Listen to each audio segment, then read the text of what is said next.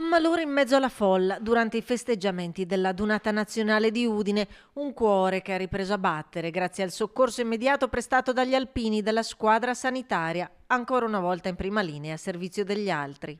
Sabato scorso un signore che stava partecipando alla festa si è accasciato al suolo improvvisamente e un'infermiera che era nei paraggi l'ha soccorso immediatamente. Ha allertato la squadra sanitaria che era a 20 metri, i quali sono intervenuti immediatamente praticando il massaggio cardiaco e la ventilazione assistita.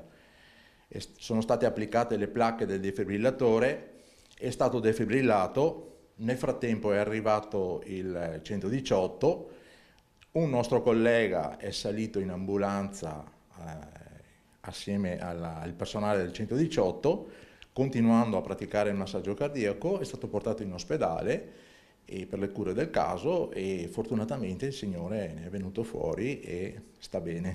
L'intervento è stato effettuato da una squadra congiunta, tra cui un vicentino. Nella squadra c'era un collega di Vicenza, un collega di Padova, uno di Bergamo e uno di Torino.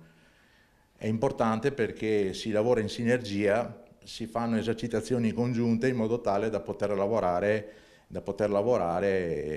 appunto in maniera perfetta e appunto in sinergia.